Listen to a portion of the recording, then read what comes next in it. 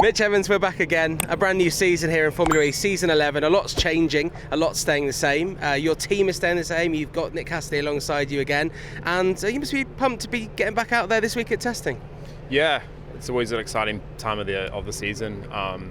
We've obviously had some private test days to get a feel for the new car. It is a brand new car, so a lot still to discover.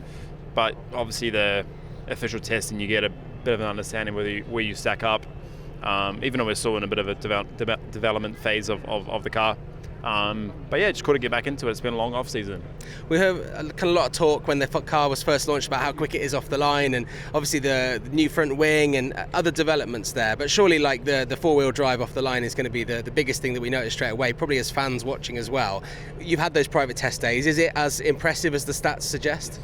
Yeah, I mean the four-wheel drive is honestly, it's been a great addition off the line, but also in the higher power, so the attack mode, the duals, we'll have access to the to the four-wheel drive, and it's really noticeable. So I think in the racing, it's going to make a massive difference. Obviously, the start's going to be very impressive, but when someone's on attack mode and compared to someone that's not, the last few years, the difference has been very hard to make that to use that advantage. Where I think with the four-wheel drive being on only the higher power, you'll start to see a lot of overtaking, and I think it's gonna be pretty different.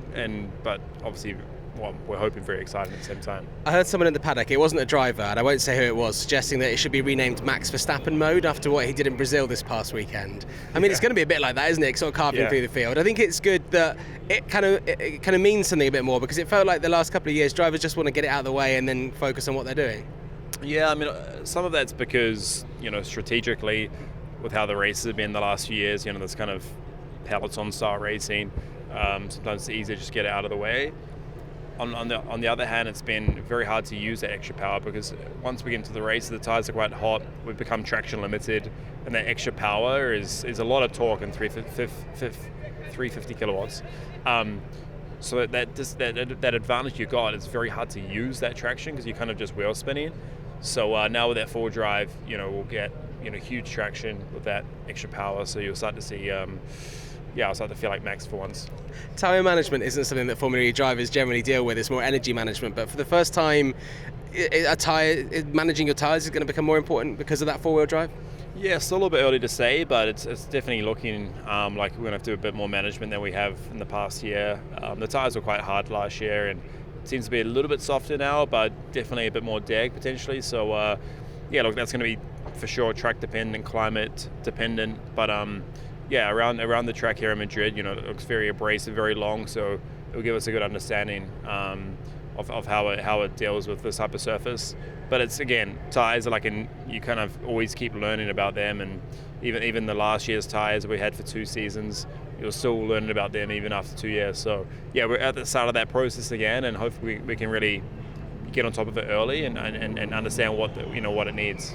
As much as a lot is changing, a lot is staying the same. The car is generally the same, more the same than not.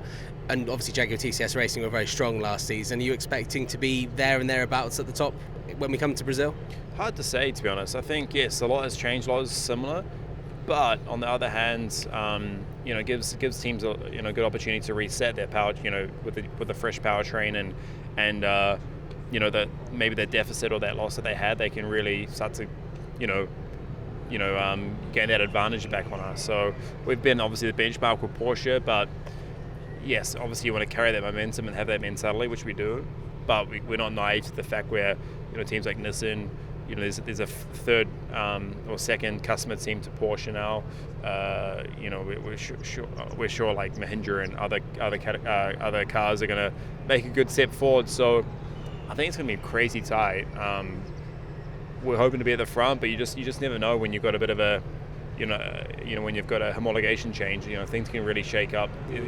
That stuff can really shake up the field. Well, I look forward to seeing what happens in Brazil. I think that will give us a good guide, as we say. What have you been up to in the off season to kind of relax? Because it was not at the end of the season that you wanted. Did you manage to get home?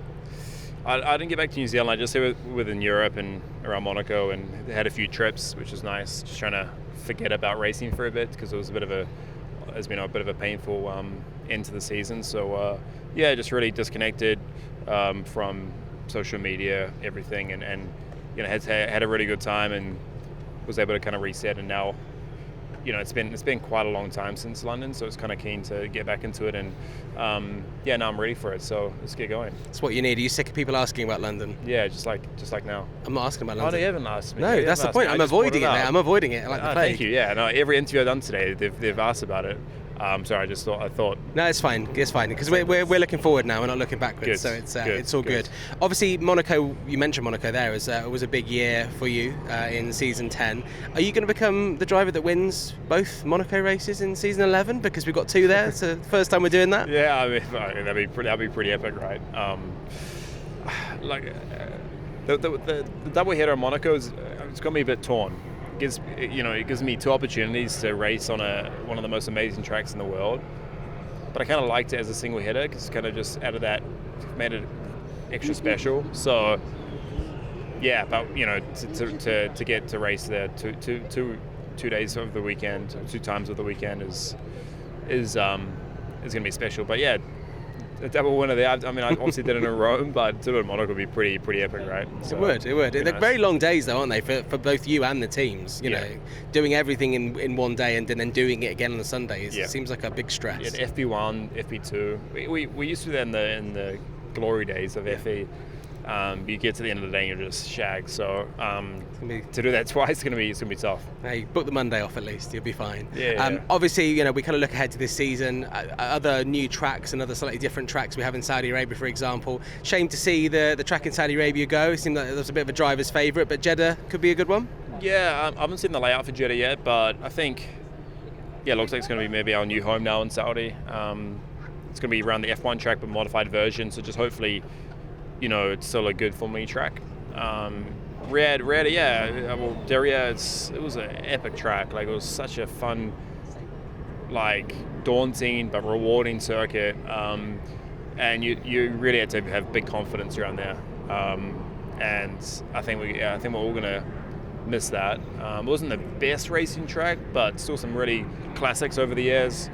But yeah, definitely from a driving point of view, just a massive challenge. So yeah, a bit sad about that, but it's what it is. We'll make up for it with Monaco, with Miami, of course. So that'd be a pretty cool one. Finally, I know you're kind of a cost of the sports. You are a Man City fan, but we won't talk about that too much. But England just played New Zealand in the rugby, and New Zealand came out on top. What did you make of? Did you see the comments that Joe Marler made about the haka and how it should be binned? As a Kiwi, what do you make of that? Look, I'm part Māori, so it's interesting. I don't know why now you'd all of a sudden want to ban it. It's been so. It's been tradition for so long, and obviously other Pacific Islander countries do it as well.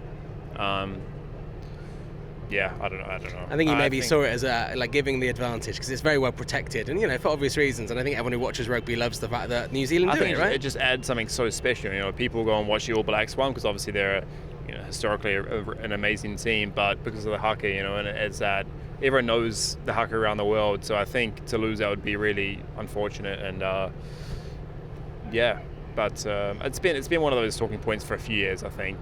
If they get an advantage by doing it or not. So, but I think from a sport entertainment point of view, it's an amazing spectacle, and I've been so fortunate to witness it many times. But even on TV, it gives me goosebumps. It's such an epic part of rugby and All Blacks rugby. So it'd be a shame if they ever got lost. And I don't think it's going anywhere. I don't think it should, but I'm not the ones complaining about it. So I can't see it going anywhere. I mean, I know people that don't particularly like rugby, but if New Zealand are playing, they'll watch it until the haka. It's a little bit like the Super Bowl. If you don't like American football, you'll still watch the halftime show if you like who's playing, Exactly, 100%. So I think it adds that. It's just something so different and special. Hopefully it stays around. I'm sure it will. Well, look, it's been great catching up. We'll look forward to seeing how you get on in Brazil. First race of the season coming up. Enjoy the rest of testing. Cool. Thanks, mate. See you there.